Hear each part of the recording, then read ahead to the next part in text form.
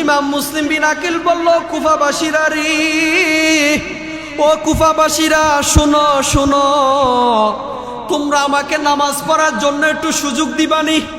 বললে ঠিক আছে, তুমি নামাজ পড়ো।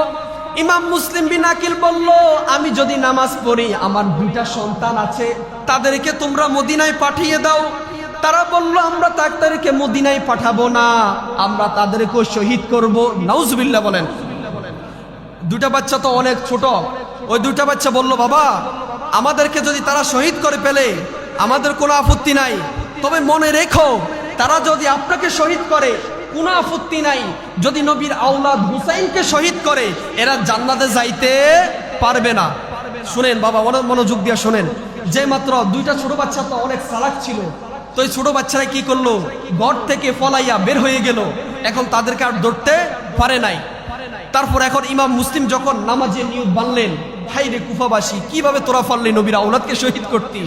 যে মাত্র ইমাম মুসলিম নামাজের নিয়ত বানলেন, নামাজের নিয়ত বাঁধার পর ইমাম মুসলিম বিন আকিল সুবহানা রাব্বিয়াল আলা সিজদায় গেলেন, সুবহানা রাব্বিয়াল আযীম বললেন। এক কুফার গভর্নর ইবনে জিয়াদ বললেন, তোমরা যদি ইমাম মুসলিম বিন আকিলের গর্দান আনি দিতে পারো, তোমাদেরকে কোটি কোটি টাকা দিব। এই লোভে পইরা ইমাম মুসলিম বিন আকিলকে এক কুখ্যাত সন্ত্রাস একটা চাবু দিয়ে একটা আঘাত করলেন। আঘাতের সাথে সাথে ইমাম মুসলিম শাহাদাত বরণ করলেন। ইন্না লিল্লাহি ওয়া ইন্না ইলাইহি রাজিউন। যেই মাত্র ইমাম মুসলিম শাহাদাত বরণ করলেন, ইমাম মুসলিমের মুখের দিকে তাকিয়ে দেখে মুখ থেকে কোরআনের আওয়াজ বের হয়, আল্লাহু আকবার। ইমাম মুসলিম নাই, ইমাম মুসলিম নাই। যে ইমাম মুসলিম এসেছেন কুফাবাসীদেরকে বায়াত করাবেন, ওই ইমাম মুসলিমকে তারা শহীদ করলো। এখন তার দুইটা সন্তান, এখন তারা অন্ধকার হয়ে গেল, এখন তারা মদিনাতে যাইতে পারে নাই। এখন ওই দুইটা সন্তান রাস্তাও চিনে না, কিভাবে মদিনায় যাবে, মদিনার রাস্তা চিনেন না। এবং মুসলিম বিন আকিলকে তারা শহীদ করে দিল। তার দুইটা সন্তান, একটা কুফা নগরীতে একটা ফুসকুনি আছে, ওই ফুসকুনির সামনে যাইয়া একটা মহিলা পানি উঠাচ্ছে। ওই মহিলার কাছে যাই বললেন, ও আম্মা, আমাদেরকে আজকে রাত্রে থাকার জন্য একটু ব্যবস্থা করে দেন। ওই মহিলা বলল, বাবা তোমাদের নাম কি? বললে, আমাদের পরিচয় দিব না। বলে, কেন? বলে, আমাদের যদি পরিচয় দিই, তারা আমার বাবাকে শহীদ করেছে, তারা আমাদেরকে শহীদ করবে। আল্লাহু আকবার। তাদের দিলের মধ্যে খবর হয়ে গিয়েছে তাদেরকে শহীদ করবে। যে মাত্র এই কথা বললেন, ওই মহিলা দুই চোখের পানি ফেলে দিলেন আর বলেন, বাবা তোমরা তো ছোট, এত কিছু জানো না, তোমরা জানো কেন? তোমার বাবার নাম কি? বলে, আমার বাবার নাম হলো মুসলিম বিন আকিল। তারা মদিনা থেকে চিঠি পাঠাইয়া আমার বাবাকে কুফা নগরীতে আনছে, তারা বায়াত গ্রহণ করবে। কিন্তু তারা এখন আমার বাবার কাছে বায়াত গ্রহণ না কইরা আমার বাবাকে তারা শহীদ করে দিল। যে মাত্র মহিলা এই কথা শুনলেন, বলে, বাবা কিছু মনে করবা না, আজকে রাত্রে তোমরা আমার ঘরে থাকো, সকালবেলা তোমরা মদিনাতে চলে যাইবা। যে মাত্র এই কথা বললেন, এখন ইমাম মুসলিম বিন আকিলের দুইটা সন্তান, একজনের নাম হলো মোহাম্মদ, আরেকজনের নাম হলো ইব্রাহিম। একজনের নাম হলো মোহাম্মদ, আরেকজনের নাম হলো ইব্রাহিম। এই দুইটা সন্তানকে ও মহিলা ঘরের মধ্যে নিয়ে গেলেন, তাদেরকে খাওয়াইলেন। এমন পানির পিপাসা, পানি নাই, কোনো জায়গায় পানি নাই। ওই দুইটা সন্তান তারা রাত্র এখন শুয়ে পড়লেন। যখন রাত্র 12টা-1টা বাজলো, যখন গভীর রাত হয়ে গেল, তার স্বামীর নাম হলো হারেস। ওই স্বামী চলে আসলো, আয়সা বলে, স্ত্রী আজকে ইবনে জিয়াদ একটা ঘোষণা দিয়েছেন, যদি ইমাম মুসলিমের দুইটা সন্তানকে যদি জীবিত অবস্থায় তার দরবারে নেওয়া হয় এবং তাদেরকে যদি শহীদ করে যদি তার দরবারে যদি নেওয়া হয়, তাহলে ইবনে জিয়াদ এত পুরস্কার দিবেন, এত পুরস্কার দিবেন, আমরা ধনী হয়ে যাব। বলুন না নাউজুবিল্লাহ। যে মাত্র এই কথা বললেন, এখন তার স্ত্রী বললেন, স্বামী আমার, যদি আপনি আমাকে অনুমতি দেন, সারা জীবন আপনার দাসত্ব করে খাবো, বান্দিগিরি করে খাবো, তারপর আপনি এই দুইটা সন্তানকে শহীদ কইরেন না। কুখ্যাত ফেরাউন, নাম শুনি না আমরা ফেরাউনের, যিনি মুসা আলাইহিস সালাতু ওয়াস সালামকে অনেক কষ্ট দিয়েছেন। আমাদের সমাজে দেখবেন ফেরাউনের মতো অনেক মানুষ আছে, সামনে হুজুর হুজুর, পিছনে চাইলে হুজুরের বদনাম সমালোচনার অভাব নাই। এটা ফেরাউন থেকে আরো আগের থেকে শুরু হয়েছে। ফেরাউন যখন মুসা নবীকে এত কষ্ট দিয়েছেন, আল্লাহ বললেন, ও মুসা, তোমার হাতে যে লাঠি আছে ওই লাঠিকে পানির ভিতরে আঘাত করো, আঘাত করার সাথে সাথে রাস্তা হয়ে গেল, বলুন না সুবহানাল্লাহ। ওই রাস্তা যেদিন হয়েছে, ফেরাউন যেদিন পানিতে ডুবে মরে গিয়েছে, ওই দিন ছিল মুহররম মাসের 10 তারিখ। সুবহানাল্লাহ। শুধু তাই নয়, মুহররম মাসে 10 তারিখে আল্লাহ রাব্বুল আলামিন পৃথিবীকে ধ্বংস করে দিবেন। পৃথিবী যেদিন ধ্বংস হয়ে যাবে, ওই দিন থাকবে মুহররম মাসের 10 তারিখ এবং শুক্রবার দিন আসরের নামাজের পর আল্লাহ রাব্বুল আলামিন আল কারিআতু মাল কারিআ ওয়া মা আদরাকা মাল কারিআ, এই সূরা যেদিন নাজিল হয়েছিল, আল্লাহ রাব্বুল আলামিন এই সূরার মধ্যে কিয়ামতের বর্ণনা করেছেন পৃথিবী কেমনে ধ্বংস হবে। যেদিন পৃথিবী ধ্বংস হবে ওই দিন থাকবে মুহররম মাসের 10 তারিখ, বলুন না সুবহানাল্লাহ। দেখেন, আমার নবীকে এক সাহাবী বললেন, ইয়া রাসূলুল্লাহ, কিয়ামত কবে হবে? কিয়ামত কবে হবে? দেখেন, আজকের ভিডিও অনেক শিক্ষণীয় ভিডিও, কিছু শিখার আছে। দেখেন, আল্লাহ নবী বললেন, ও সাহাবী, তোমার কি আছে? কিয়ামতে, তুমি যে কিয়ামতের চিন্তা করো, তুমি যে হাসর ময়দানে দাঁড়াবা, তোমার কি আছে বলো। ওই সাহাবী দুই চোখে কান্না করে বলেন, ইয়া রাসূলুল্লাহ, আমার আমল নাই, কিছুই নাই, তবে আমার একটা জিনিস আছে। বললেন, ও সাহাবী, ওই জিনিসটা কি? আমার নবী বললেন, ও সাহাবী, ওই জিনিসটা কি বলো। ওই সাহাবী বললেন, ইয়া রাসূলুল্লাহ, আমার আমল নাই, আমি গুনাহগার হতে পারি, তবে ইয়া রাসূলুল্লাহ, আমি আপনি নবীকে বেশি ভালোবাসি। আমার নবী বললেন, আল্লাহর ইজ্জতের কসম, ও সাহাবী শুনো, তুমি আমি নবীকে ভালোবাসলা, দুনিয়ার বুকে তুমি যাকে বেশি ভালোবাসবা, হাসর ময়দানে তার সাথে তোমার হাসর নাসর হবে। সুবহান। আর আওয়াজ করে বলুন না সুবহান। বুঝছেন? এক সাহাবী বলেন, ইয়া রাসূলুল্লাহ, কিয়ামত কবে হবে? আমার নবী বললেন, তুমি কিয়ামতের জন্য কি প্রস্তুতি নিচ্ছ? আমল করেছো? বলেন, ইয়া রাসূলুল্লাহ, আমার কিছু নাই, তবে আমার একটা জিনিস আছে, ওই জিনিসটা হলো আমি আমার নূরের নবী হায়াতুন নবীকে বেশি ভালোবাসি। আজকে আমরা কেন নবী নবী করি? কারণ ওই নবী আমার কবরে আসবে, ওই নবী আমার হাসরে আসবে, ওই নবী আমার ফুলসিরাতের পারে আসবে। দেখেন, আমি মূল আলোচনায় ঢুকে পড়লাম। আল্লাহ রাব্বুল আলামিন কোরআনুল কারীম নাজিল করেছেন একমাত্র মুসলমান যারা, তারা যেন হেদায়েতের পথে আসে। এখন আমাদের সমাজে কিছু মুফতি সাহেব, কিছু বড় বড় আলেম দেখবেন মুহাদ্দিস দাবি করে, তারা কোরআন শরীফের ভিতরে ভুল পায়। নাউজুবিল্লাহ বলেন। আল্লাহ বলেন, যালিকাল কিতাবু লা রাইবা ফীহি হুদাল লিল মুত্তাকিন। তাফসীর জালালাইন শরীফ, যে তাফসীর লিখেছেন ইমাম জালালউদ্দিন সুয়ুতী রাহমাতুল্লাহ আলাইহি, ওই ইমাম জালালউদ্দিনের তাফসীর পড়ে দেখলাম, তাফসীর কারকগণ বলেন, ইমাম তাফসীর ইবনে কাসির তার কিতাব পড়ে দেখলাম, তিনি উল্লেখ করেছেন, কোন ব্যক্তি যদি কোরআন শরীফের মধ্যে ভুল ধরে এবং ভুল পায়, তার ঈমান থাকবে। দেখেন, সংক্ষিপ্ত বুঝাই, আমরা যে একটা সম্প্রদায়কে কাদিয়ানি বলি, কাদিয়ানি কাফের না? তারা কেন কাফের হয়েছে? আমার নবীকে শেষ নবী মানেন না, আমার নবীকে শেষ নবী মানেন না, এই জন্য তারা কাফের। তারা কয়টা অক্ষর মানে না কোরআন শরীফের? 4টা অক্ষর, খাতামুন নাবিয়িন। যে ব্যক্তি 4টা অক্ষর না মানার কারণে কাফের হয়ে যায়, আর আল্লাহ বলেন, আমার কোরআন শরীফের যদি একটা জের, একটা জবর, একটা হরফ যদি কেউ না মানে, তার ঈমান থাকবে। যালিকাল কিতাবু লা রাইবা ফীহি হুদাল লিল মুত্তাকিন। ও দুনিয়ার মানুষেরা, এই কিতাবের মধ্যে কোনো সন্দেহ নাই, কোনো ভুল নাই, কেউ যদি ভুল ধরতে পারো, তোমাদের ঈমান থাকবে। দেখেন, ওই কোরআনুল কারীমে আল্লাহ রাব্বুল আলামিন আহলে বায়াতের কথা বলেছেন। এখন আসুন, আহলে বায়াত কারা, পাক পাঞ্জাতন কারা, আপনারা জানেন? দেখেন, আল্লাহ নবী রাহমাতুল লিল আলামিন একদিন খোলা আকাশের নিচে দাঁড়িয়ে রইলেন। দাঁড়ানোর পর আম্মাজান ফাতেমাতুজ জোহরা রাদিয়াল্লাহু তাআলা আনহাকে ডাক দিলেন, মা ফাতেমাতুজ জোহরাকে ডাক দিলেন, মাওলায়া আলী শেরে খুদাকে ডাক দিলেন। ওই আলী কেমন আলী জানেন? জিনার জন্ম হয়েছে খানা কাবার ভিতরে। বলুন না সুবহানাল্লাহ। পৃথিবীর মধ্যে এমন কোন সন্তান নাই যার জন্ম হয়েছে কাবাঘরের মধ্যে, তবে আমার আল্লাহ বলেন, আমি এমন একজন সন্তানকে জন্মগ্রহণ করাবো যিনি হবেন কাফেরদের জন্য তলোয়ার, যিনাকে দেখলে কাফেরের 14 গোষ্ঠীরা ভয় পাইতো। বলুন না সুবহানাল্লাহ। ওই শেরে খুদা মাওলায়া আলী এবং হাসান হোসাইন রাদিয়াল্লাহু আনহুমাদেরকে ডাক দিলেন, 4 জনদেরকে ডাক দিলেন। আর আমার নবী মোট কয়জন হলো? 5 জন। তখন নবীজির স্ত্রী উম্মে সালমা বলেন, ইয়া রাসূলুল্লাহ, আমাকে কি ডাক দিবেন না? সুবহানাল্লাহ। আমার নবী বলেন, ও সালমা, এখানে আমার যারা আহলে বায়াত, যাদেরকে আমি বেশি ভালোবাসি, এদেরকে আমি ডাক দিয়েছি, তুমি এখানে আসার তোমার অনুমতি নাই। যখন হাসান এবং হুসাইন, মা ফাতেমাতুজ জোহরা, মাওলাই আলীকে আমার নবীজি আনলেন। আনার পর আল্লাহকে বললেন, আল্লাহ আল্লাহুম্মা হাউলাই আহলি বাইতি, আল্লাহুম্মা হাউলাই আহলু বাইতি। ও রব্বুল আলামিন, আমার চাদরের নিচে যে 5 জন আমরা আছি এরা হলো আমার আহলে বায়াত। সুবহানাল্লাহ।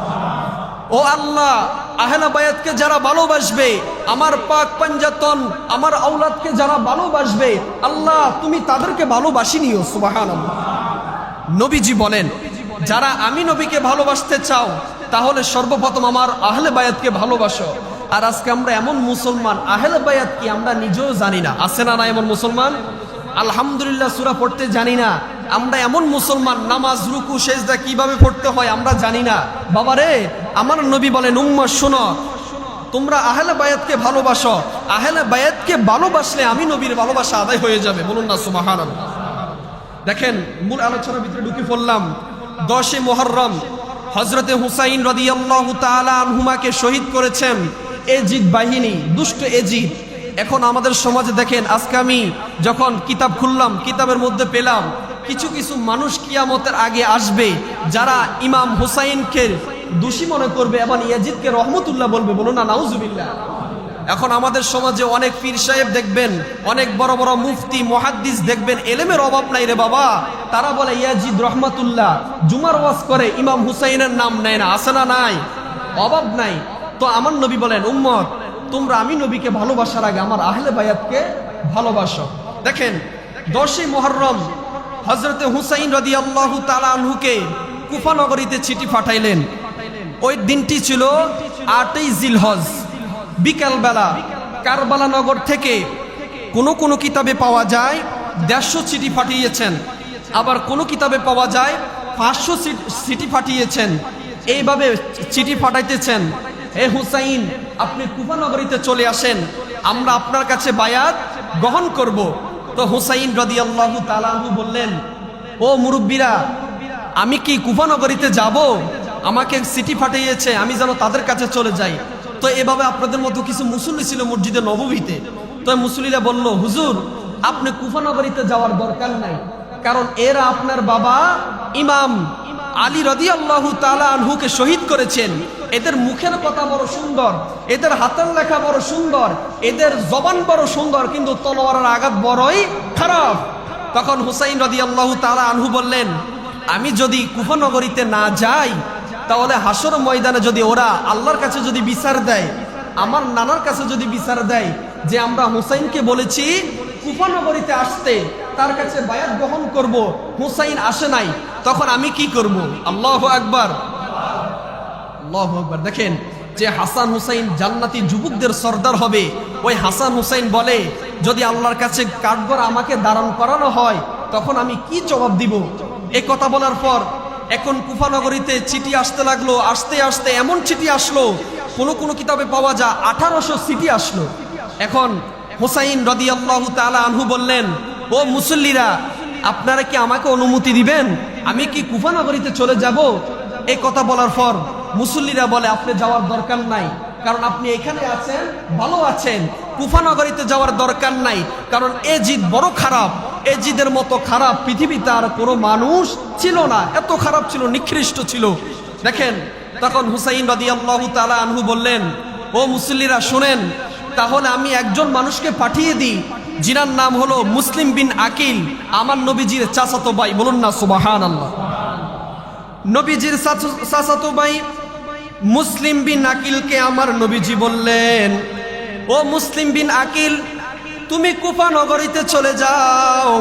তুমি যদি কুফা নগরীতে চলে যাও, যদি তোমার কাছে মানুষগুলা বায়াত গ্রহণ করে, তোমার কাছে মানুষগুলা যদি বায়াত গ্রহণ করে, তারা যদি আমি হুসাইনকে চাই, তুমি আমাকে একটি চিঠি লিখে দিবা।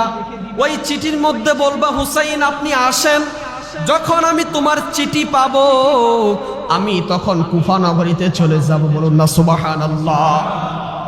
বাজান আমার, যে মাত্র ইমাম মুসলিম বিন আকিলকে চিঠি দিলেন, ইমাম মুসলিম বিন আকিল কুফা নগরীতে যাওয়ার জন্য রেডি হয়ে গেলেন। তার 2টা সন্তান ছিল, একজনের নাম হলো মুহাম্মদ, আরেকজনের নাম হলো ইব্রাহিম। কয়টা সন্তান ছিল? দুইটা। একজনের নাম হলো মোহাম্মদ, আরেকজনের নাম হলো ইব্রাহিম। ছোট বাচ্চা কিছুই বুঝে না। তারা বলল, বাবা আপনি যদি কুফা নগরীতে চলে যান, আপনার সাথে আমাদেরকেও নিয়ে যান। সুবহানাল্লাহ। হযরতে মুসলিম বিন আকিল বললেন, ও বাবা, আমি মনে হয় শহীদ হয়ে যাব, আমি মনে হয় আর ফিরে আসবো না।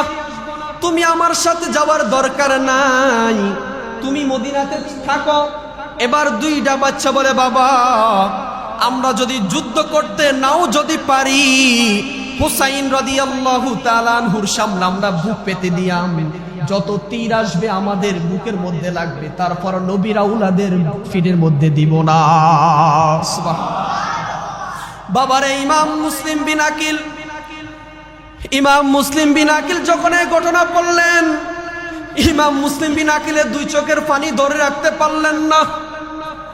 এই কথা বলতে বলতে ইমাম মুসলিম বিন আকিলের দুইটা সন্তান বলল, বাবা আপনি আজকে কুফা নগরীতে যাওয়ার দরকার নাই, যদি যাইতে হয় আমাদের দুইটা ছোট বাচ্চাদেরকে নিয়ে যান। এই কথা বলার পর ইমাম মুসলিম বিন আকিল বলল, ঠিক আছে তোমরা রেডি হও। বলুন না সুবহানাল্লাহ। দুইটা ছোট বাচ্চাকে রেডি করে ফেললেন। রেডি করার পর ইমাম মুসলিম বিন আকিল বলল, ও দুটা আমার ছোট বাচ্চা, যদি কোনোদিন তোমরা বেঁচে যাও, যদি কোনোদিন তোমরা মদিনায় আসো, আমার হুসাইনকে বলে দিবা, ও হুসাইন কুফা নগরীতে আমার বাবাকে তারা শহীদ করেছে, আপনি কুফা নগরীতে যাওয়ার দরকার নাই। এই কথা বলার পর ইমাম মুসলিম বিন আকিলের দুইটা সন্তান বলল, বাবা ঠিক আছে আমরা আপনার সাথে চলে যাব। এখন তাদেরকে রেডি করিয়ে দিলেন। ইমাম মুসলিম বিন আকিল আসরের নামাজ পড়িয়ে মদিনা থেকে ইরাকের জমিনে চলে গেলেন। কোথায় চলে গেলেন? ইরাকের জমিনে চলে গেলেন। ইরাকের জমিনে যাইয়া এখন ইমাম মুসলিম বিন আকিল মাগরিবের নামাজ পড়াইলেন। মাগরিবের নামাজের মধ্যে মুসল্লি, মসজিদ ভরপুর, বারিন্দা ভরপুর, বাহিরে মুসল্লিদের অভাব নাই। হাইরে কুফাবাসী, মুসল্লিদের অভাব নাই।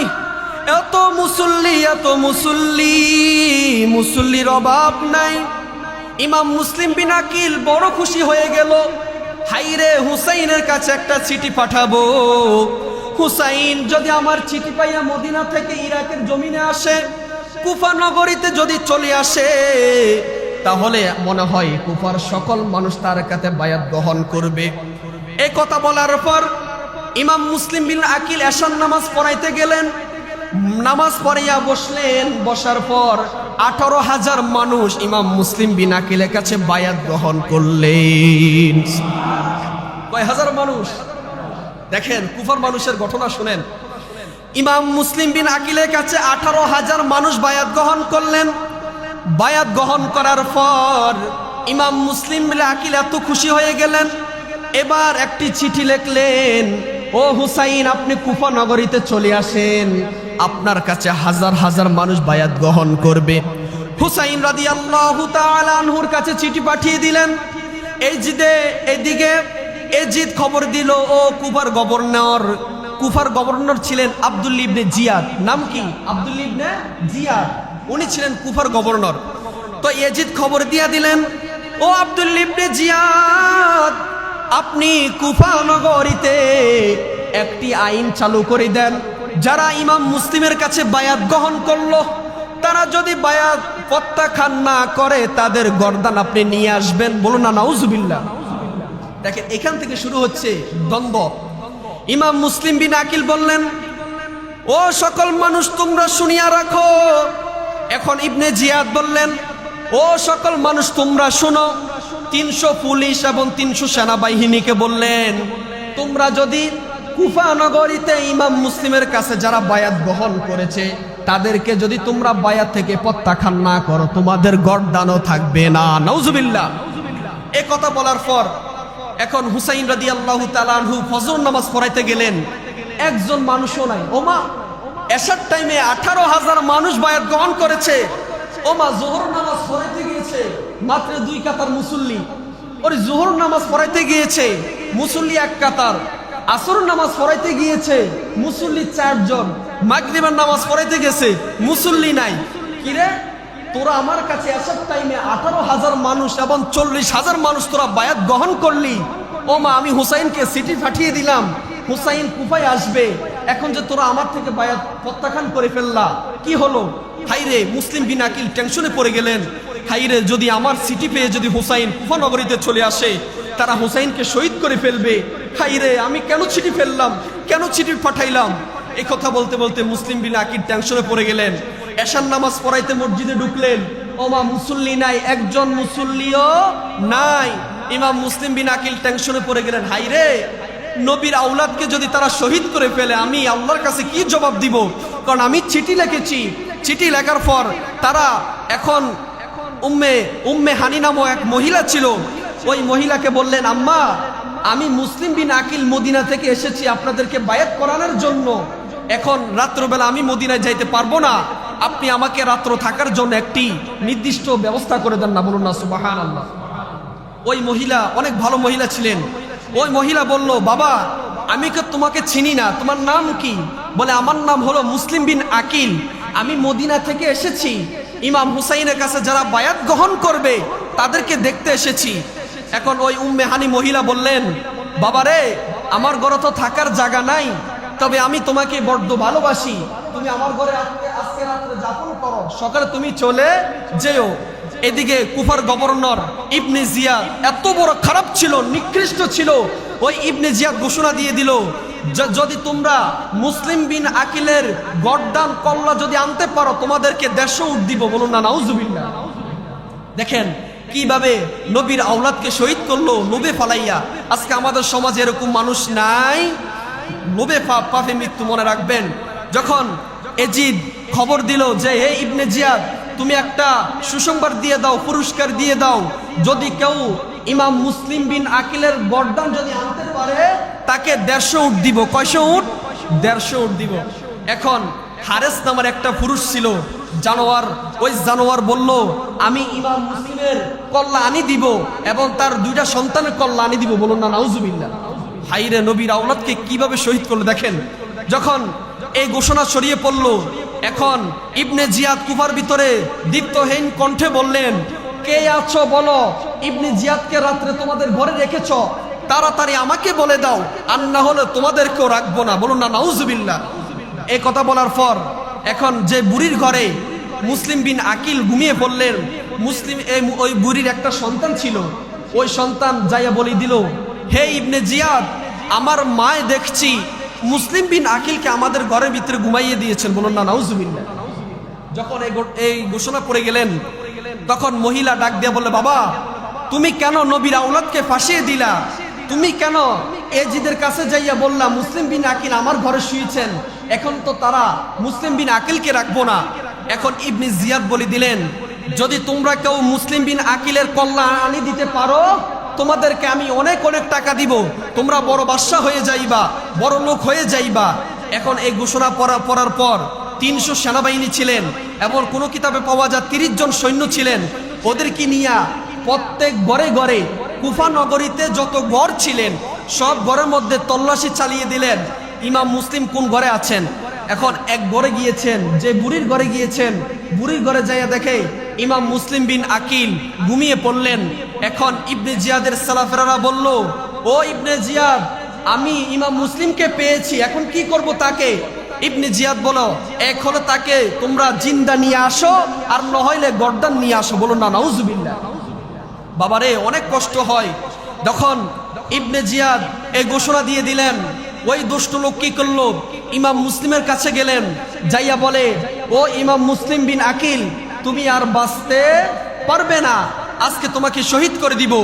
যে মাত্র এই ঘটনা বললেন, এখন ইমাম মুসলিম বিন আকিল বলে, আমি জানি তোমাদের মুখের কথা বড় সুন্দর, তোমাদের ব্যবহার বড় সুন্দর, তবে তোমাদের যে মুনাফিকি করো, যে ব্যবহার করো, এই ব্যবহার বড়ই খারাপ। এই কথা বলার পর এখন ওই লোকটা বলল, ইমাম মুসলিম তুমি আর কিছু বলবা? বলে আমি তোমাদের কাছে একটা জিনিস চাই। বলে কি? বলে তুমি আমাকে মদিনায় যাইতে দাও, আমি নবীর নাতি ইমাম হুসাইনকে বলবো সে যেন কুফা নগরীতে না আসে। যখন এই কথা বললেন, ওই লোকটা বলল, তুমি তো আর আসবা না, তুমি আমাদেরকে ফাঁকি দিয়ে চলে যাইবা, ইমাম মুসলিম বিন আকিল বলে, হাই রে কুফাবাসী, তোমাদের ভিতরে কি মায়া দয়া নাই?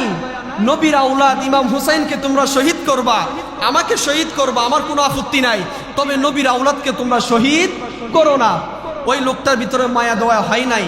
ইমাম মুসলিম বিন আকিল বলল, তোমাদের কাছে আমার একটা শেষ ফরিয়াদ। কি ফরিয়াদ? বললে, তুমি আমাকে 1 ঘন্টার জন্য মদিনা যাইতে দাও, আমি হুসাইনের কাছে খবর দিয়ে আবার চলে আসব, হুসাইনকে না করবো, ও হুসাইন আপনি কুফা নগরীতে আসার দরকার নাই। বাজান আমার, যেই মাত্র ইমাম মুসলিম বিন আকিল ওই লোকটাকে বললেন, ওই লোকটা বলল, আমরা আজকে আপনাকে ছাড়বো না, আপনার কল্লা যদি আমরা ইবনে জিয়াদের দরবারে নিয়ে যাইতে পারি, আমাদেরকে হাজার হাজার টাকা দিবে, হাজার হাজার লক্ষ কোটি টাকা দিবে। আমরা যদি ওই টাকা পেয়ে যাই, আমরা ওই টাকা পাওয়ার পর অনেক বড়লোক হয়ে যাব। নাউজুবিল্লাহ বলেন। এখন তারা ইমাম মুসলিম বিন আকিলকে শহীদ করে দিবে।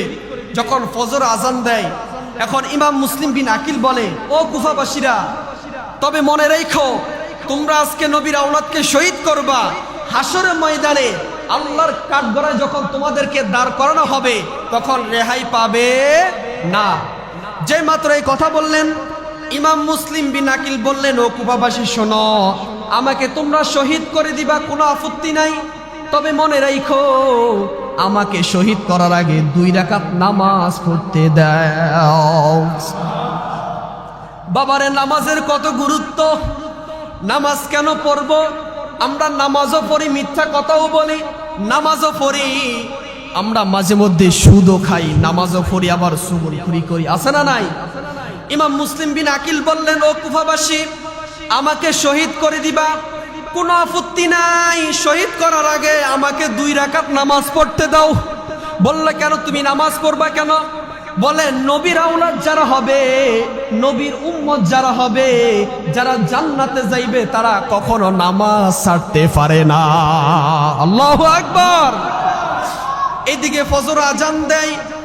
ইমাম মুসলিম বিন আকিল বলল, কুফাবাসীরা রে, ও কুফাবাসীরা, শোনো শোনো, তোমরা আমাকে নামাজ পড়ার জন্য একটু সুযোগ দিবানি? বললে, ঠিক আছে, তুমি নামাজ পড়ো। ইমাম মুসলিম বিন আকিল বলল, আমি যদি নামাজ পড়ি, আমার 2টা সন্তান আছে, তাদেরকে তোমরা মদিনায় পাঠিয়ে দাও। তারা বলল, আমরা তাদেরকে মদিনায় পাঠাবো না, আমরা তাদেরকেও শহীদ করব। নাউজুবিল্লাহ বলেন। 2টা বাচ্চা তো অনেক ছোট। ওই 2টা বাচ্চা বলল, বাবা, আমাদেরকে যদি তারা শহীদ করে ফেলে, আমাদের কোনো আপত্তি নাই, তবে মনে রেখো, তারা যদি আপনাকে শহীদ করে, কোনো আপত্তি নাই, যদি নবীর আওলাদ হুসাইনকে শহীদ করে, এরা জান্নাতে যাইতে পারবে না। শুনেন বাবা, অনেক মনোযোগ দিয়ে শোনেন।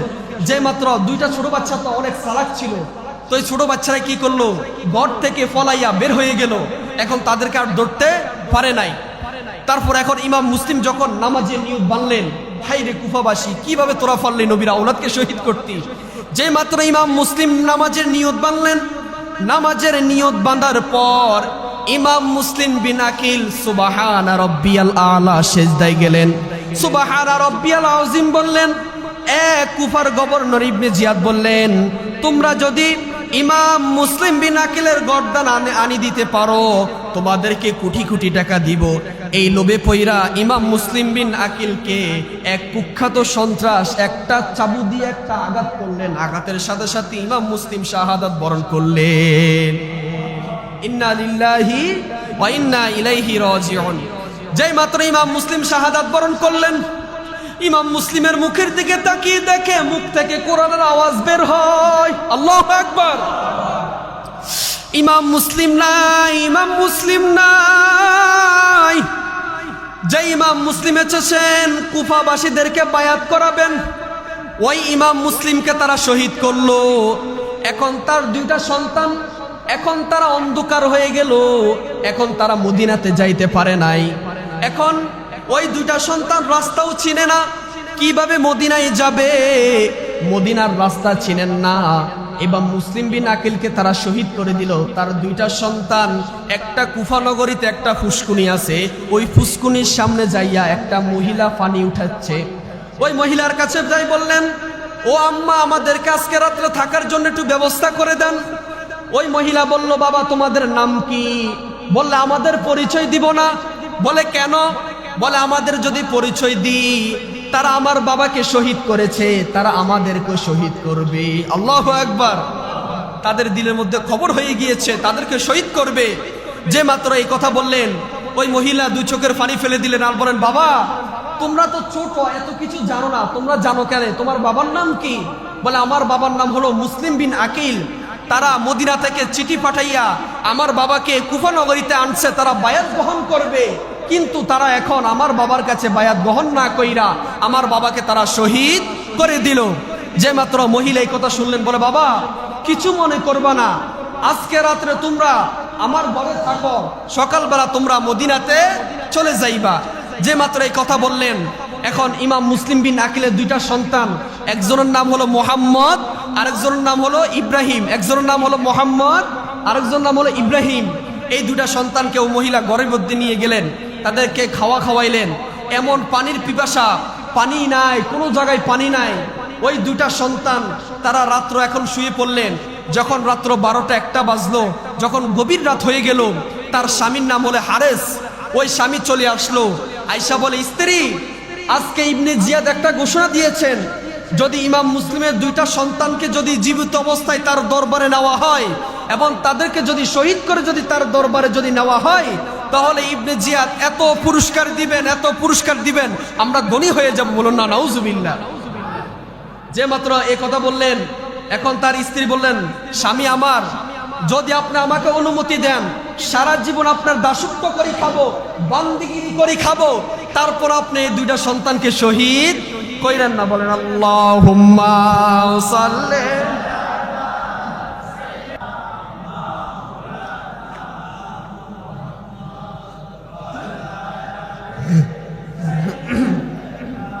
মাওলানা।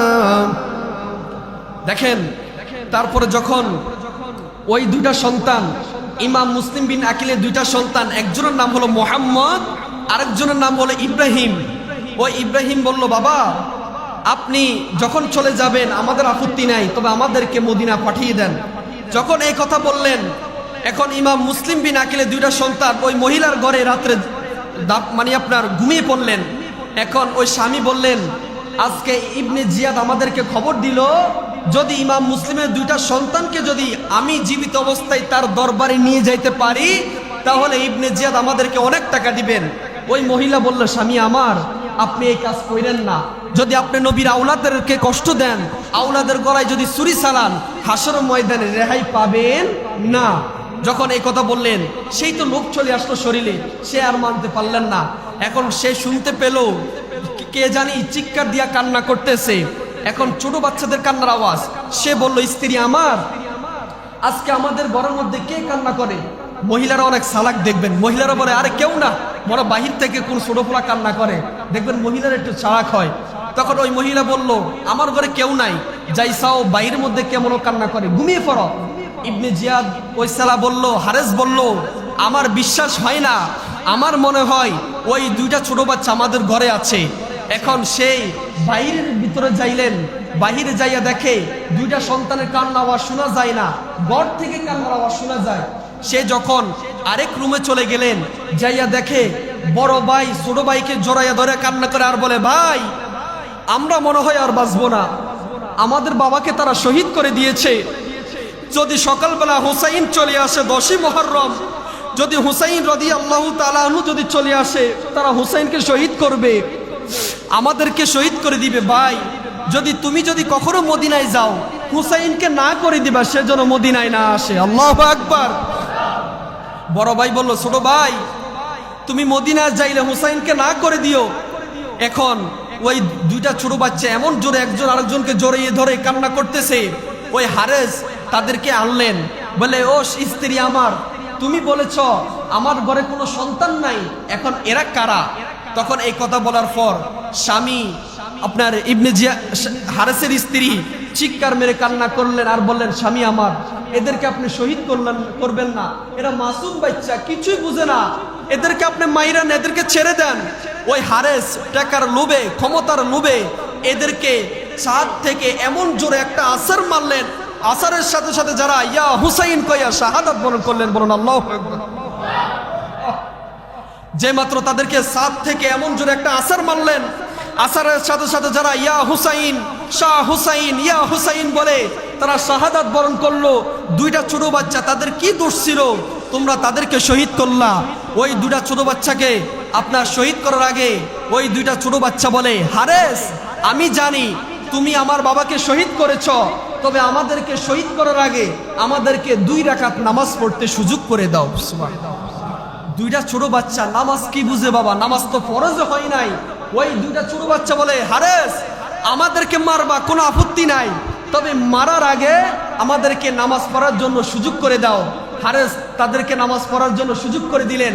নামাজরত অবস্থায় এমন ভাবে দুনো ভাইকে উপরের দিকে আবার নিচের দিকে মারলেন, দুনো ভাই শাহাদাত বরণ করে ফেললেন। এইদিকে হুসাইন রাদিয়াল্লাহু তাআলা আনহু মুসলিম বিন আকিলের চিঠি পেয়ে এখন তিনি চলে আসলেন। আসতে আসতে কুফায় একটি জায়গায় আসলেন। ওই জায়গায় আয়েশা বলেন, কিছু মানুষ বলেন, ও হুসাইন আপনি কই যাচ্ছেন? বলে আমি কুফা নগরীতে যাচ্ছি, তারা আমার কাছে বায়াত গ্রহণ করবে। হুসাইনকে ওই লোকেরা বলল, আপনি কুফা নগরীতে যাওয়ার দরকার নাই, কারণ কুফা নগরের মানুষগুলা ভালো না। দেখেন শুনেন, যখন এই কথা বললেন ইমাম হুসাইন বললেন, ও মানুষগুলা তোমরা কিভাবে জানো? বললে, এরা আপনার বাবা মাওলাই আলী শেরে খোদাকে শহীদ করেছে, উসমান জিন নুরাইনকে শহীদ করেছে, আপনার বড় ভাই হাসান রাদিয়াল্লাহু তাআলা আনহুকে বিস্ফোরণ করে শহীদ করেছে, মুসলিম বিন আকিলকে শহীদ করেছে। এরা আপনাকেও শহীদ করবে, আপনি মদিনায় যাওয়ার, কুফা নগরীতে যাওয়ার দরকার নাই। এখন হুসাইন চিন্তা করলেন, হাই রে ঠিকই তো বললো, এখন আমি যদি ফিরে চলে যাই তাহলে আমার কি অবস্থা হবে, আমি আমার নানা জানার কাছে কি জবাব দিব? এইদিকে হুসাইন রাদিয়াল্লাহু তাআলা আনহু যখন ইমাম মুসলিমের চিঠি পেয়ে গেলেন, চিঠি পাওয়ার পর তার বিবি স্ত্রী আছেন সকিনা জয়নাল আবিদিন, ইমাম হুসাইনের 6 মাসের শিশু আলী আসগর, হাইরে বাবা কত কষ্ট দিয়েছে, ফুরাত নদী বন্ধ করে দিয়েছে, আলী আসগরকে পানি দিবে না, ফুরাত নদী বন্ধ করে দিয়েছে, পানি নাই, পানি নাই, একজন পুরুষ নাই, একজন মহিলা নাই, কেউ নাই। এখন ইমাম হুসাইন রাদিয়াল্লাহু তাআলা আনহু বিকালবেলা নামাজ পড়ে মুসল্লিদেরকে বিদায় নিচ্ছেন, আমি কুফা নগরীতে চলে যাই, যদি কখনো বেঁচে থাকি আবারও দেখা হবে, আর যদি তারা আমাকে শহীদ করে দেয় তাহলে জান্নাতে দেখা হবে। বলুন না সুবহান। যে মাত্র ইমাম হুসাইন রাদিয়াল্লাহু তাআলা আনহু এখন সৈন্যদেরকে নিয়ে, সাথীদেরকে নিয়ে, ছেলে সন্তান বিবিদেরকে নিয়ে এখন সেই কুফা নগরীতে চলে আসবে।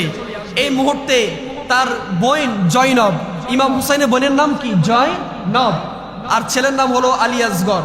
দেখেন যখন জয়নবকে বলল, বোন আমি কুফা নগরীতে চলে যাই, যদি কখনো ফিরে আসি আবার দেখা হবে, আর যদি ফিরে না আসি আর দেখা হবে না। এবার হুসাইন রাদিয়াল্লাহু তাআলা আনহু সাথীদেরকে নিয়ে, সৈন্যদেরকে নিয়ে ইমাম হুসাইন চলে গেলেন। যাইতে যাইতে একটা স্থানে গিয়ে তার ঘোড়া এখন আর চলতে পারে নাই, ঘোড়ার মধ্যে পানির পিপাসা লেগেছে। এখন ইমাম হুসাইন বলল, হাই রে কুফা মানুষ, তোমরা মুসলিম বিন আকিলকে শহীদ করলা, এখন তোমরা আমাকেও শহীদ করবা, পানি কেন বন্ধ করলা? হাই রে নবীর আওলাদের জন্য এক গ্লাস পানিও তখন ছিল না। বাজান আমার, ইমাম হুসাইন রাদিয়াল্লাহু তাআলা আনহুকে যখন কুফা নগরীতে দাওয়াত করলেন, এখন ইমাম হুসাইন কুফা নগরীর আগে পৌঁছিয়ে গেলেন। এখন কিছু মানুষ বলে, আপনি কুফা নগরীতে যাওয়ার দরকার নাই, এরা মুসলিম বিন আকিলকে শহীদ করে ফেললো, এখন আপনাকে শহীদ করে দিবে। এই কথা বলার পর হুসাইন রাদিয়াল্লাহু তাআলা আনহু বললেন, আমি কুফা নগরীতে চলে যাব, তারা যদি আমাকে শহীদ করে তারপর আমার কোনো আফসোস নাই। সুবহানাল্লাহ। ইমাম হুসাইনের সাথে কিছু সৈন্য ছিল, কিছু মানুষ ছিল, তাদেরকে বলল, ও সৈন্যরা, ও আমার সাথীরা, তোমরা যদি আমার থেকে চলে যাও আমার কোনো কিছু আসে যায় না, যদি তোমরা আমার থেকে চলে যাও আমার কিছু হবে না, আর আমার সাথে যদি তোমরা কুফা নগরীতে চলে যাও তাহলে তোমরা হাসরের ময়দানে আমি হুসাইনের সাথে জান্নাতে থাকবা। সুবহানাল্লাহ। এই কথা বলার পর ইমাম হুসাইন তার সাথীদেরকে বললেন, তোমরা কি আমার সাথে কুফা নগরীতে যাইবা? বললেন, ও হুসাইন, যদি কুফা নগরীতে যাওয়ার পর যদি তারা আমাদেরকে শহীদ করে দেয়, যত তীর আসবে আপনাকে লাগতে দিব না, আমরা বুকটা পেতে দিব, যত তীর আসবে সকল তীর আমাদের বুকে পড়বে, তারপর নবীর আওলাদকে আমরা শহীদ করতে দিব না। সুবহানাল্লাহ।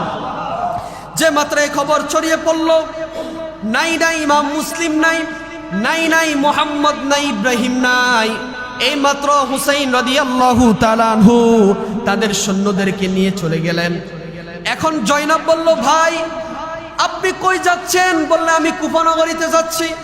ইমাম হুসাইন দুই চোখের পানি ফেলে বলো, বোন হুসাইন, যদি কোনোদিন মদিনা যাওয়ার সুযোগ হয়, যদি কোনোদিন তুমি মদিনায় যাও, পৃথিবীর কোন রাজা বাদশার কাছে বিচার দিবা না, পৃথিবীর কোন মানুষদের কাছে বিচার দিবা না, আমার কারবালার বিচারটা আমার নানা রহমাতুল লিল আলামিনের কাছে বিচার দিবা। এই কথা বলার পর বোন জয়নব কাঁদতে কাঁদতে তার চোখের পানি মাটিতে পড়তে লাগলো। ইমাম হুসাইন বলল, বোন জয়নব, যদি কোনোদিন মদিনা যাওয়ার সুযোগ হয়, পৃথিবীর কোন রাজা বাদশার কাছে বিচারে দিবা নাই রে জয়নব। তারা আমার চাচাতো ভাই ইমাম মুসলিমকে শহীদ করেছে, তারা ইমাম মুসলিমের দুইটা সন্তানকে শহীদ করেছে, তারা আমি হুসাইনকে শহীদ করবে। এই বিচার কোন রাজা বাদশার কাছে দিবা না রে জয়নব, এই বিচার পৃথিবীর কোনো মানুষকে দিবা না। যদি কোনোদিন মদিনা যাওয়ার সুযোগ হয়, যদি কোনোদিন মদিনা যাওয়ার সুযোগ হয়, তোমরা এই বিচার আমার নানা রহমাতুল লিল আলামিনের কাছে দিবা। বোন জয়নব চিৎকার মেলে কান্না করে, ভাই আমার বাবাকেও তারা শহীদ করেছে, আমার মা ফাতেমা তো জোহরা নাই নাই, কে আপনার জন্য কান্না করবে? একজন মানুষও নাই। ইমাম হুসাইন ডাক দিয়া বলো, বোন আখিরি জমানার উম্মত আমার নবীর উম্মত, আখিরি জমানার কিছু উম্মত থাকবে এত বেশি গুনাহ করবে, এত বেশি গুনাহ করবে, এত বেশি গুনাহ করবে, তারা যদি আমি হুসাইনের জন্য এক ফোঁটা চোখের পানি ফেলে দিতে পারে রে জয়নব, আমি হুসাইন কথা দিলাম, আমি তাদেরকে ছাড়া আমি হুসাইন জান্নাতে প্রবেশ করব না।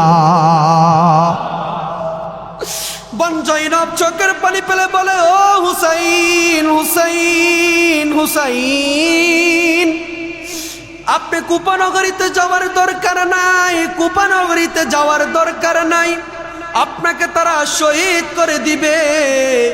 এই কথা বলার পর হুসাইন রাদিয়াল্লাহু তাআলা আনহু বললেন, বোন তুমি আমাকে বিদায় দাও, আমি যদি দেরি করে ফেলি তারা আমার কাছে বায়াত গ্রহণ করবে না। এই কথা বলার পর বোন জয়নব কান্না করতেছে। হুসাইন বলে, বোন কান্না করার দরকার নাই, যদি কোনো দিন বেঁচে থাকি দুনিয়াতে দেখা হবে, আর যদি মরে যাই, যদি শহীদ হয়ে যাই, তাহলে আল্লাহর জান্নাতে দেখা হবে। যেই মাত্র বোন থেকে বিদায় নিলেন, ইমাম হুসাইন রাদিয়াল্লাহু তাআলা আনহু এবার চলে গেলেন। কুফার গভর্নর ইবনে জিয়াদ ঘোষণা দিয়ে দিলেন, ইমাম হুসাইন রাদিয়াল্লাহু তাআলা আনহু আসতেছে। ইবনে জিয়াদ ঘোষণা দিয়ে দিলেন, তোমরা সবাই হুসাইনকে ঘিরে ফেলো, কুফা নগরীতে যত রাস্তা আছে রাস্তাগুলো তোমরা বন্ধ করে দাও। বলুন নাউজুবিল্লাহ। হুসাইন যেন মদিনায় না আসতে পারে, হুসাইন যেন কুফা নগরীতে আসে, তার কাছে যেন কোনো মানুষ বায়াত গ্রহণ না করে। যে মাত্র ইবনে জিয়াদ এই ঘোষণা দিয়ে দিলেন, আর সেই ঘোষণা দিয়ে দিলেন এজিদ সিংহাসনে ঘোষণা দিয়ে দিলেন, ও জগতের মানুষ শোনো, তোমরা যদি হুসাইন রাদিয়াল্লাহু তাআলা আনহুর কাছে বায়াত গ্রহণ করো, আমি এজিদ তোমাদের একটারও গর্দান রাখবো না। বলেন নাউজুবিল্লাহ। বাজান আমার খুব খেয়াল করেন, যে মাত্র ইমাম হুসাইন কুফা নগরীতে প্রবেশ করলেন, তার সৈন্য ছিল 72 জন। কয়জন? আরো আওয়াজ করি, কয়জন? তার সৈন্য ছিল 72 জন। ইবনে জিয়াদের সৈন্য ছিল 22,000 জন। তার মধ্যে 7,000 জন হলো কোরআনের হাফেজ, বড় বড় মুফতি ছিলেন, দাড়িওয়ালা ছিলেন, বড় বড় জুব্বাওয়ালা ছিলেন।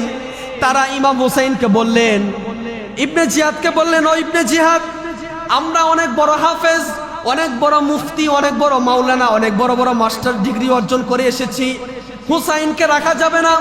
হুসাইন যদি কুফা নগরীতে চলে আসে, আপনি তাকে শহীদ করে ফেলেন, কারণ সে যদি থাকে আপনাকে ক্ষমতার চেয়ারে রাখবে না।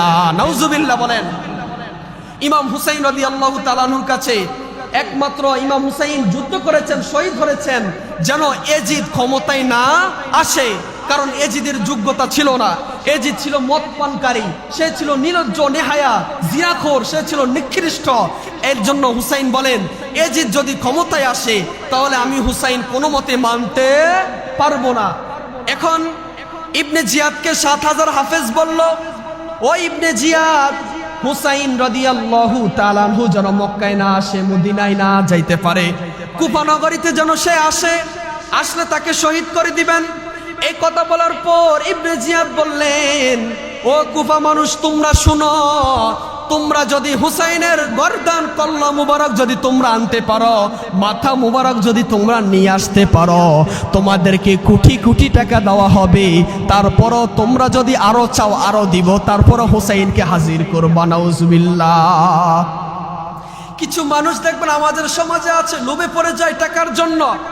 কুফা নগরীতে কিছু মানুষ ছিল, তারা লোভে পড়ে গেল, তারা বলল হুসাইনের কল্লা আনবো, মাথা মুবারক আনবো, শিল মুবারক আনবো। আবার এইদিকে তারা চিন্তা করে, আমরা যদি হুসাইনের শিল মুবারক আনি, যদি হুসাইন আল্লাহর দরবারে আমাদের জন্য সুপারিশ না করে, তাহলে তো আমরা জান্নাতে যাইতে পারবো না। দেখেন 7500 মানুষ ছিল, কোরআনের হাফেজ ছিল, মুফতি ছিল, বড় বড় আলেম ছিল, পাগড়িওয়ালা ছিল, জুব্বাওয়ালা ছিল, এদেরকে কি মুসলমান বলা যাবে? যারা নবীর আওলাদকে কষ্ট দেয়, যারা নবীর আওলাদকে শহীদ করেছে, এরা মুসলমান নামের মুনাফিক। জোরে বলুন ঠিক কিনা বাবা? দেখেন, এখন ইবনে জিয়াদ ঘোষণা দিয়ে দিলেন, ইমাম হুসাইন রাদিয়াল্লাহু তাআলা আনহুর শিল মুবারক তোমরা নিয়ে আসো, ইমাম হুসাইনকে আর রাখা যাবে না। নাউজুবিল্লাহ বলেন।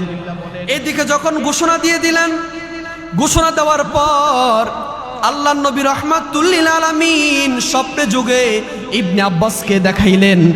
ইবনে আব্বাস বলেন, নবীজির চাচাতো ভাই, যিনি কি রাইসুল মুফাসসিরিন ঘোষণা দিয়েছেন, বলুন না সুবহানাল্লাহ। রাইসুল মুফাসসিরিন আব্দুল্লাহ ইবনে আব্বাস বলেন, আমি যখন স্বপ্নে শুয়ে গেলাম, ঘুমিয়ে পড়লাম, আমি স্বপ্নে দেখেছি আমার নবীজি আউলা বেশে চোখ থেকে পানি পড়তে পড়তে আমার নবীজির দাড়ি মুবারক পুরা বালুতে ভিজে পড়লো। বলুন না সুবহানাল্লাহ। আমি আব্দুল্লাহ ইবনে আব্বাস বললাম, ইয়া রাসূলুল্লাহ, আপনি কোথায় গেলেন? তখন আমার নবী ডাক দিয়ে বলে, ও ইবনে আব্বাস, আমার নাতি ইমাম হুসাইনকে যখন কারবালার ময়দানে শহীদ করা হলো, আমি হুসাইন রাদিয়াল্লাহু তাআলা আনহুকে যাইয়া ওই কুফা নগরীতে তাকে আমি নিজেই শাহাদাতের পেয়ালা পান করাইলাম। সুবহানাল্লাহ। রাইসুল মুফাসসিরিন আব্দুল্লাহ ইবনে আব্বাস বলেন, আমি স্বপ্নে দেখেছি আমার নবীজির দাড়িগুলা বালুতে ভরপুর হয়ে গেল, চোখগুলা পানি পড়তে পড়তে চোখগুলা লাল হয়ে গেল। আমি আমার নবীকে জিজ্ঞাসা করলাম, ইয়া রাসূলুল্লাহ, ইয়া হাবিবাল্লাহ, নবীজি আপনি কোথায় গেলেন? আমার নবীজি বলেন, আমি কারবালার ময়দানে গেলাম, আমার হুসাইনকে যখন তারা শহীদ করবে, আমি তখন নিজে যাইয়া হুসাইনের রক্তগুলো একটা পেয়ালাতে লবো। সুবহানাল্লাহ। এই কথা বলার পর ইবনে আব্বাস স্বপ্নের ব্যাখ্যা দিলেন। এইদিকে হুসাইন রাদিয়াল্লাহু তাআলা আনহু তাদের চিঠি পাইয়া কুফাতে চলে গেলেন। কুফাতে যাওয়ার পর এখন একটা দুষ্ট এজিদের একটা চালাপেরা একটা দুষ্ট এমন জোরে তীর মারতে লাগলেন, গুয়ার মধ্যে ইমাম হুসাইন রাদিয়াল্লাহু তাআলা আনহু ছিলেন। ইমাম হুসাইনের কল্লা মুবারকের মধ্যে যখন তীর আসি লাগলো, সারা পিঠ জাজরা হয়ে গেল। 140টা তরবারের আঘাত, 133টা তলোয়ারের আঘাত, 140টা আপনার তাবুর আঘাত, এভাবে বল্লমের আঘাত, এভাবে যখন মারতে লাগলেন, ইমাম হুসাইন রাদিয়াল্লাহু তাআলা আনহু গোড়া থেকে নিচে নামিয়ে পড়লেন। আল্লাহু আকবার। এইদিকে হুসাইন রাদিয়াল্লাহু তাআলা আনহু যখন কারবালাতে পৌঁছাইলেন, পৌঁছানোর পর শহর বানু, যিনি হলেন ইমাম হুসাইনের স্ত্রী, ইমাম হুসাইনের স্ত্রীর নাম কি? শহর বানু। ইমাম হুসাইন রাদিয়াল্লাহু তাআলা আনহু বলেন, ও শহর বানু, আমার নানা জানারও 30-40 বছর আগে বলেছে, ও হুসাইন, তুমি যদি কারবালার ময়দানে যাও, তোমার গোড়ার পা যদি বালুর নিচে ডেবে পড়ে, ওই জায়গাটা হবে তোমার শহীদের জায়গা। আল্লাহু আকবার। ও হুসাইন, তুমি কারবালার ময়দানে চলে যাইলে তোমার গোয়ার পা গুলা আপনার বালুর নিচে ঢুকে পড়বে, গোড়ার সামনে আগাবে না, যেখানে গোড়া থেমে যাবে ওই জায়গাটা হবে তোমার শহীদের জায়গা। এখন শহর বানুকে বললেন, ও শহর বানু, একটা তরবারি লও, খাজুর গাছের মধ্যে আঘাত করো। যে মাত্র তাজা জিন্দা খাজুর গাছের মধ্যে যে মাত্র শহর বানু আঘাত করলেন, দেখে খাজুর গাছ থেকে রক্ত টপ টপে পড়তেছে। সুবহানাল্লাহ। আয় হায়, কে গঠাইলো কারবালার ময়দান, কে হুসাইনকে শহীদ করলো? দাড়িওয়ালা, টুপিওয়ালা, পাঞ্জাবিওয়ালা, ফাগরিওয়ালা, বড় বড় মুফতি, ডক্টর ডিগ্রি অর্জন করা যারা গঠাইছেন, বলেন এরা কি হুসাইনের প্রেমিক হতে পারে? এরা হলেন এজিদের উত্তরসূরি। কথা বলুন ঠিক কিনা বাবা? যে মাত্র শহর বানু খাজুর গাছের মধ্যে আঘাত করলেন, খাজুর গাছ থেকে রক্ত নিচে পড়তেছে। এখন হুসাইন চোখের পানি ফেলে বলে, ও শহর বানু, আমার আর বুঝার বাকি নাই। আমার নানা জান রহমাতুল লিল আলামিন বলেছে, আমি হুসাইন যেদিন 10 মুহররম শহীদ হব, ওই দিন আমার ঘোড়ার পা বালুর নিচে ঢুকে পড়বে এবং খাজুর গাছের থেকে রক্ত যেদিন বের হবে, ওই দিন আমার শাহাদাতের দিন। সুবহানাল্লাহ। শহর বানুকে বললেন, ও শহর বানু, আমাকে ছেড়ে দাও, আমি এজিদের সাথে যুদ্ধ করব। হুসাইনের 72 জন সৈন্য ছিল, কেউ নাই। ইবনে জিয়াদ ঘোষণা করে দিলেন, তোমরা কেউ হুসাইনকে জিন্দা রাখবা না। বলুন না নাউজুবিল্লাহ। হুসাইনের গর্দান কল্লা মাথা মুবারক তোমরা নিয়ে আসো, তোমাদেরকে কোটি কোটি টাকা দিব। এখন হুসাইন রাদিয়াল্লাহু তাআলা আনহু বললেন, আমার আপত্তি নাই, তোমরা আমাকে শহীদ করে দাও, তবে মনে রেখো জান্নাত পাইবা যদি আমি হুসাইন অনুমতি না দিই, আমি হুসাইন যদি সুপারিশ না করি, তাহলে জান্নাতে যাইতে পারবে না। যে মাত্র হুসাইন রাদিয়াল্লাহু তাআলা আনহু এই কথা বললেন, আম্মাজান শহর বানু খাজুর গাছের মধ্যে কোপ দিলেন। কোপ দেওয়ার সাথে সাথে রক্তগুলো বেরিয়ে আসতেছে। হুসাইন বলল, আমার বুঝার বাকি নাই, এই জায়গাটা হলো আমার শহীদের জায়গা। এদিকে সকিনা কাঁদতেছে, জয়নব কাঁদতেছে, আর জানে কে গুনগুনাইয়া বলে, ময়ূর না ময়ূর না রে জয়নাল। সবাই বলুন না বাবা, ময়ূর না ময়ূর না রে জয়নাল, তুমি জয়নাল ময়ূর না, হাই হাই তুমি জয়নাল ময়ূর না, তুমি জয়নাল মারারো গেলে নবীর বংশ থাকবে না। মুহররমের জোরে জোরে হাই হাই কি গঠাইলেন রাম, হাই হাই কি গঠাইলেন রব্বানা, কলিজা পাটিয়া যাই গো বলিতে তার গঠনা। হাসান শহীদ জোহরেতে, হোসেন শহীদ কারবালা, হায়রে হোসেন শহীদ কারবালা, জয়নাল আবেদিন বন্দি গো হইল এজিদের ওই জেলখানায়। মুহররমের 10 মারহাবা, হাই হাই কি গঠাইলেন, ও হাই হাই কি গঠাইলেন রব্বানা, কলিজা মোর পাটিয়া যাই গো বলিতে তার গঠনা। মাও কান্দে জিও গো কান্দে, কান্দে বিবি সকিনা, হায়রে কান্দে বিবি সকিনা, একই ঘরে সবাই কান্দে, খালি সোনার মদিনায় মহারমের 10 তারিখ জোরে হাই হাই কি গঠাইলেন রাম হাই হাই কি গঠাইলেন রব্বানা কলিজা মোর ফাটিয়া যাই গো বলিতে তার ঘটনা হাসান শহীদ জোহরেতে হোসেন শহীদ কার হাই হাই হোসেন শহীদ কারবালায় জয়নাল আবেদিন বন্দি গো হইল এজিদের ওই জেলখানায় আরমের 10